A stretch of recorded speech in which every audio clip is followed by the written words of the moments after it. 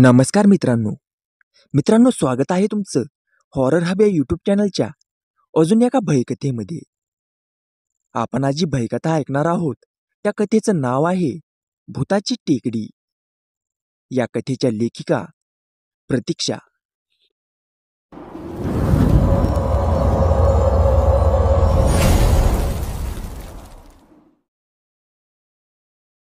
माझ्या मामाच्या गावातील ही एक सत्यकथा आहे.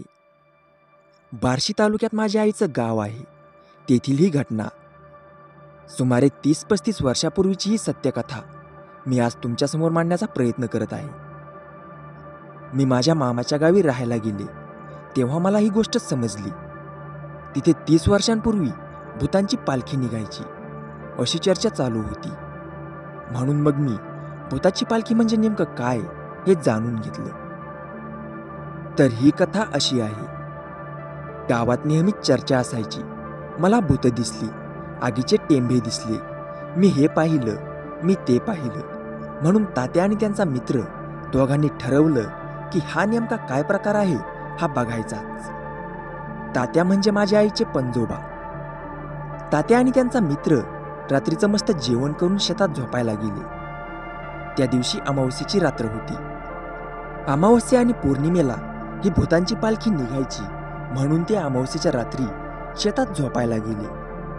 मस्त गप्पा मारत मारत दोघे पाऊलवाट चालत होते. गाव आणि शेत यात सुमारे 4 ते 5 किलोमीटरचं अंतर आहे. रात्रीचे 11 वाजले होते. दोघं शेतात पोहोचली आणि मस्तपैकी बाज टाकून त्या बाजेवर पडली. थंडगार वारा चालू होता. त्यात मधून मधून रातकिड्यांचा आवाज आणि भयान काळोख होता. कसली भूतन भीतर काय बी म्हणतात ती लोक. काय दिसलं का आपल्याला? उगा बोबाटा करून घाबरून सोडायचं. तात्या त्यांच्या मित्राला म्हणत होते. झोपला का? काय नाही इथं, म्हणून दोघेजण मस्तपैकी बाजेवर झोपी गेले. रात्रीची 1 वाजत आली होती. तेवढ्यात तात्याच्या मित्राला जाग आली आणि त्यांनी समोर पाहिलं तर लांबच्या लांब आगीचे टेंभे त्यांना दिसत होते. त्यांनी लगेच तात्याला जाग केलं. उठे उठ, काहीतरी हायला का इथं, उठ पाटशीर, म्हणून तात्या पण दचकून उठले. त्यांनी पण समोर पाहिलं तर आगीचे मोठमोठे टेंबे त्यांना दिसत होते. दोघांनी एकमेकांकडे पाहिलं. दोघे पण थोडेफार घाबरले होते. तात्या म्हणाले, अरे चोर असतील, चल बघू, म्हणून दोघंही बांधाच्या कडेला असलेल्या झाडीत लपून बसले व तेथून ते सर्व पाहू लागले. ते आगीचे टेंभे खालून वर येत होते. म्हणजे आपण झोपलो तेव्हाची माणसं खाली गेली असणार. आता परत वर चालली होती. ते आगीचे टेंभे त्यांच्या जवळजवळ येत होते. ते जवळ आल्यावर पाहिलं की हे कोणी चोर किंवा माणसं नसून भूत होती. दोघं पण खूप घाबरले होते. दोघांना घाम सुटला होता. एकमेकांना बघत ते म्हणत होते, आवाज करू नको, जागेवरून हालू नकोस, शांत उभा राहू. त्यांनी पाहिलं की 25 ते 30 भूतांचा घोळका होता. बऱ्याच जणांच्या हातात आगीचे टेंभे, तर काही जणांच्या हातात पराती, तर काही जणांच्या हातात कसली तरी वाजवायची वाद्य होती. काही भूत नाचत होती. त्यात काही हाडळीही होत्या.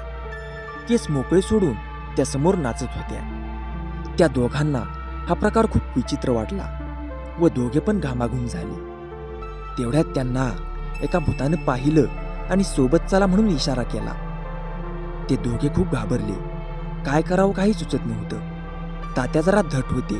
ते म्हणाले, ते म्हणतील तसं करू, आपण एकही शब्द बोलायचा नाही, फक्त ती भूत म्हणतील तेवढंच ऐकायचं. दोघंही त्या भूतांसोबत निघाले. त्या भूतांच्या पालखीत दोघे सामील झाले. घाबरत घाबरत ते त्यांच्या सोबत निघाले.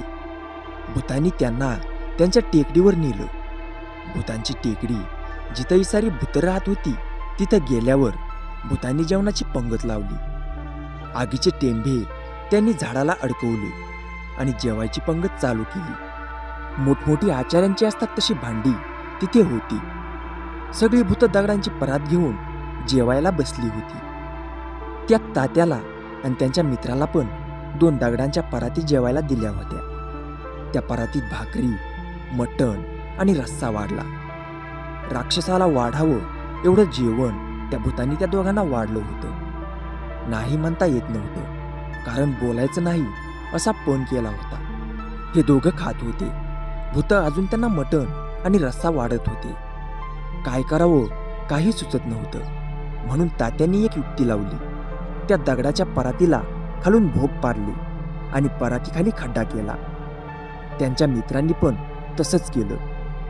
त्या भूतांनी वाढलेलं जेवण आता त्या परातीतून खाली खड्ड्यात जात होतं. त्यांचा हा कार्यक्रम चालूच होता. पहाट होत आली होती. सूर्य उगवताच सारी भूतं अचानक गायब झाली. तिथे असलेली भांडी, त्या आगीचे टेंभे सगळं अचानक गायब झालं होतं. त्या भूतांचं एकही नामोनिशाण तिथे नव्हतं. सगळं ओसाड आणि कोरडं कोरडं पडलं होतं. दोघांनीही सुटकेचा श्वास घेतला आणि त्या भूतांच्या टेकडीवरून ते शेतात आले. दुसऱ्या दिवशी त्यांनी गावातील लोकांना ही घटना सांगितली. लोक अजून जास्त घाबरली होती.